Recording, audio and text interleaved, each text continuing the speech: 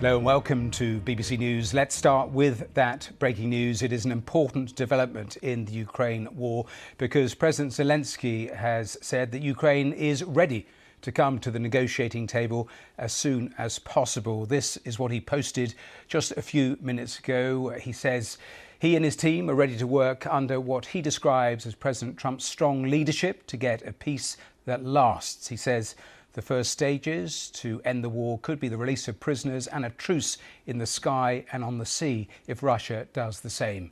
President Zelensky regretted, he said, the way the meeting in the Oval Office went on Friday and that it was time to make things right. And he said Ukraine was ready to sign the minerals and security agreement. Let's go straight to Washington, straight to our correspondent, Tom Bateman. And Tom, well, this is President Zelensky trying to put things right. I assume there hasn't been any sort of reaction there, but significant in terms of the climb down on just about everything.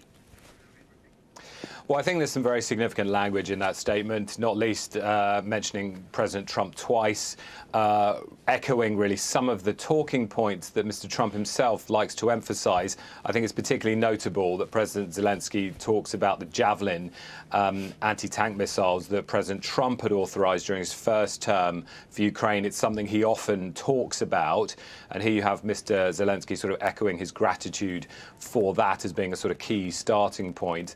And saying that he is ready to sign this minerals agreement. Now, he had said over the weekend that he was ready to sign it. And indeed, clearly he was ready to sign it when he came to the White House because they had organized this mutual or joint signing ceremony that was supposed to happen after a working lunch after that meeting in the Oval Office, after which Mr. Zelensky was rather unceremoniously ejected from the White House. But here you have, I think, both in sort of tone and the specifics of what he is talking about here, an attempt to try to rebuild this after the intense pressure that the White House has been putting on, culminating in the form of President Trump last night deciding that he would cease or pause, in their language, military assistance to Ukraine. So a huge amount of arm twisting of President Zelensky going on here by the Trump administration. And this feels like the sort of first attempt at a response. The question, as you say, is whether or not it will be enough.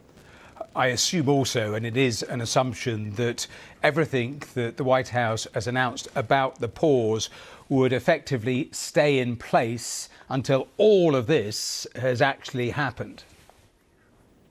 Well, I think so, because clearly Mr. Trump is trying to use that pause as a way to leverage Mr. Zelensky to do what he wants.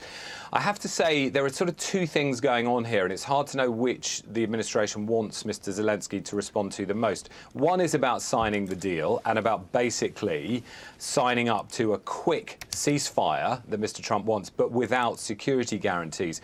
Now, Mr. Zelensky references that right at the end of his statement. He says he sees the agreement or the minerals agreement as a path towards these security guarantees. He was saying something a bit similar again on Friday, so it's not a radical change in the message he is giving, but I think the fact he's emphasizing that he will sign this without security guarantees at the moment, but still expects them or hopes for them and needs them in the future.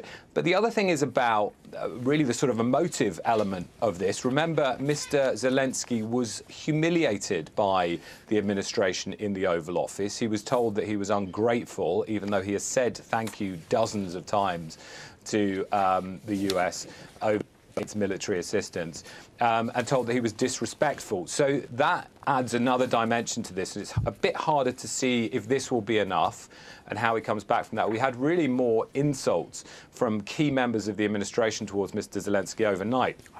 With Jason Miller, a key advisor to President Trump, referencing what he called Mr. Zelensky's tracksuit, saying that he needs to stop goofing around. This was something he said overnight, saying that that behavior needs to stop. Also, Howard Lutnick, the Commerce Secretary, talking about Mr. Zelensky in the sense that he said he needs to basically sign this agreement, and expecting him to sort of respect President Trump, say that he loves America. So that element of things is a bit harder to determine because there's this huge diplomatic breakdown, clearly, yes. And they're sort of expecting, some will see Mr. Zelensky to basically grovel to get relations back on track. So we'll have to see now, over the coming hours, we've got this key speech in Congress from Mr. Trump tonight, how he responds to this. Tom, thanks very much. As you were finishing that answer, we were seeing the pictures from the weekend with President Zelensky meeting Keir Starmer. Let me also tell you that the Prime Minister, we have heard, had a call with President Zelensky this afternoon. Downing Street said that more discussions and details are expected shortly, but it is safe to assume that Keir Starmer used as the bridge to try to repair the damage of Friday after that London summit, trying to bolster European support for President Zelensky, but try to repair the damage between Ukraine's president and America's president. So we wait for more details of that Downing Street call. But let's talk to Carl Bildt, who's the former Prime Minister of Sweden. Carl, welcome back to the programme. Just your headline thought, these are lines that have just come in the last 5-10 minutes, your snapshot judgment on what you're hearing. Well, I mean, what happened and in the announcement coming out of the US is, of course, a stab in the back of Ukraine, ceasing or pausing military supplies. The purpose or the aim is, of course, to weaken Ukraine, so that Ukraine can then be forced into submission to demands coming from the White House or demands coming from perhaps a deal that Trump is going to do with President Putin. So it is serious. It's a stab in the back. The purpose is to weaken Ukraine.